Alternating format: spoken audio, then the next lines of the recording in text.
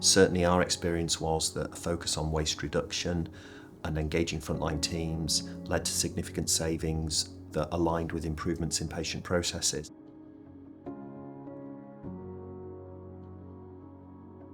I reflect on my experience over a decade's work at Leeds, particularly on improvement, and think about the key lessons that we learned. I think the first thing to say would be that the evaluation that was undertaken by Warwick Business School in partnership with the Health Foundation was that the importance of creating a really empowered and positive culture is a prerequisite of a successful rollout of an improvement approach. So having a culture that empowers frontline teams, that supports a learning organisation, that has an open and transparent culture where people feel psychologically safe, where people feel able to express themselves, is such an important part of that. And we worked hard at that, based on the Leeds way. So that work, I think, that culture work, that pre-work is vital. Then you're ready to really embed and fly with an improvement approach. What I thought was really interesting when I visited the wards was that individual staff on the wards knew what the organisation's quality goals were. I was really impressed by that.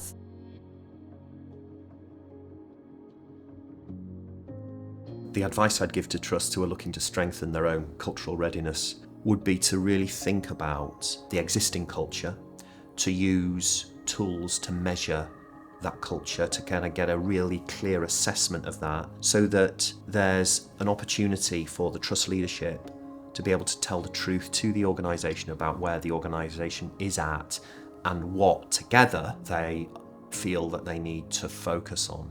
This is where we are, but this is where together we aim to be. What was really important for us was our starting point and the work that we'd already done, and really trying to support those who do the work to improve the work. And in a big complex organisation like Leeds Teaching Hospitals, where there's a massive kind of span of control, it's much more effective if you give people the right tools and support them to develop the right culture in their teams to be able to act on the issues that they face in delivering and improving in care for patients. What I found really interesting today is firstly how you built the culture of quality improvement, but you've also embedded it for practical use. I enjoyed going around on the Gemba walks and seeing how things have been done in practice. In particular, seeing the finance team and some of the approach they're using towards waste reduction. I'm definitely taking the idea of Waste Reduction Week back. It's just been great to meet people from similar roles across other organisations.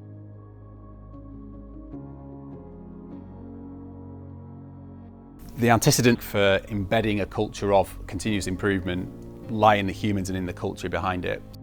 For us, we've had quite a clear long-term strategy and set of kind of strategic goals for a while, but really connecting them through to the improvement method is the first time that I think we've managed to generate energy, focus, alignment throughout the organisation on a set of tangible and more specific set of issues that we really need to get everyone behind if we're going to move the dial in terms of our organisational effectiveness.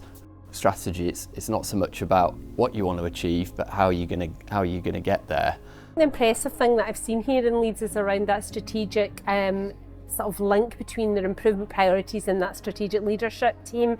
And there's something to me about how they sort of broke their big long-term plan down into yearly objectives and how maybe we can support teams and boards to do that. I think most of us have seen ad hoc quality improvement and that has a place for sure, but aligning it with strategic objectives has been really impressive about the visit here, and seeing that delivered on the wards and in corporate offices really was a difference.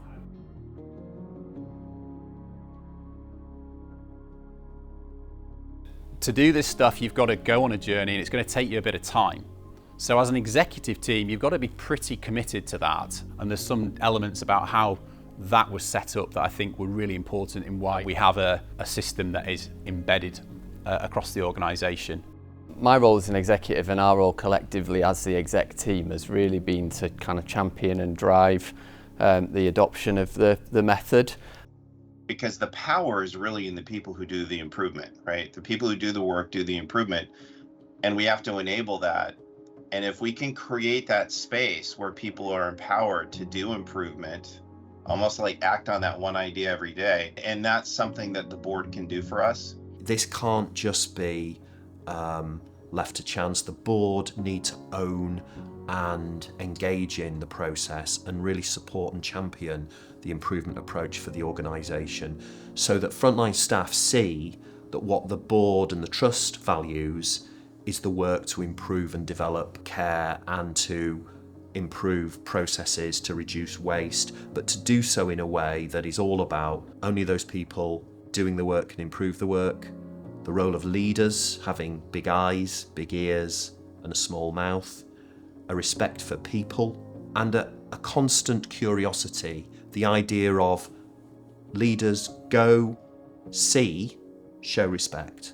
I think the thing I'm taking away most was the role that the executive team have played in actually leading this, and the annual commitments that they've set for the organisation to give structure and strategic focus.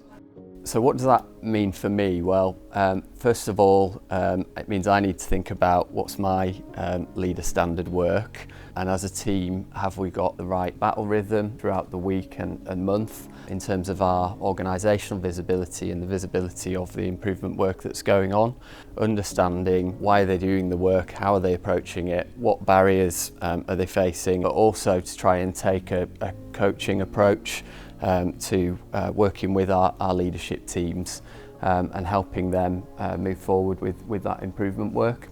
People will be very inspired by that link, the exec team through to senior management and then through down to the frontline teams that are actually feel connected through that improvement.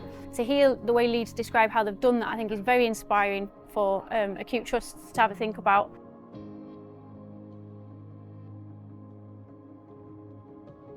Certainly our experience in Leeds Teaching Hospitals as part of the Virginia Mason programme was that those social networks really did help with the transfer of learning. What happened was that colleagues from different parts of the hospital would come together and learn about the method, and then they would talk to their colleagues when they were back on the Gemba, where the work is done. People from different parts of the organisation would maintain those relationships and talk about how their learning was going and how the application of the method was embedding and how their colleagues were supporting their improvement projects. Very interestingly, when the evaluation happened, almost like taking an X-ray of the organisation, it demonstrated all of those different contact points, those nodes representing those colleagues that had had the training, and then the connection points to their colleagues, but also to other people in other parts of the trust that had the training. And it created a network across the whole of the organisation where you could see how learning was being shared, how reflections between colleagues in different departments and different parts of the organisation about the application of the method, and a kind of collective sense of learning and reflection on how that was going. The key question, of course, is how you do that when you're under enormous pressure and when the operational pressures have never been greater in the NHS. But actually, what we found was, because that work was mission critical, very much about the daily challenges, rather than feeling like a distraction, it became part and parcel of their daily rhythm of work and helped create space and time to focus on those key challenges. And in that way, help build those networks and strengthen the relationships between different groups of staff.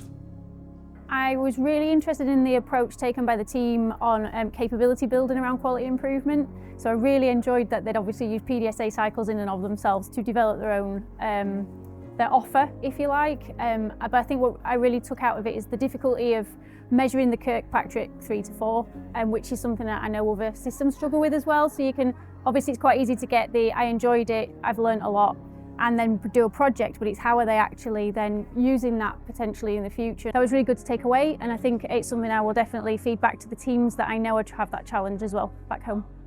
So in moving from my job as as Chief Executive in Leeds Teaching Hospitals to NHS Providers, there's some clear lessons I think that are applicable for national leaders, including first of all investment in improvement, because there is a return on the investment.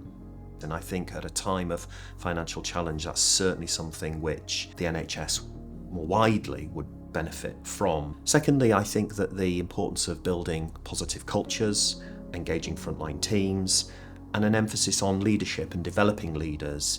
Certainly NHS England is focusing on that, and I would encourage that because I think that matters hugely. And thirdly, I think just that national perspective on improvement at a time when trusts are learning to work better together through provider collaboratives. Systems are important in the context of that wider view of health inequalities. Both, I think, both system level and provider collaborative level benefit from an improvement approach.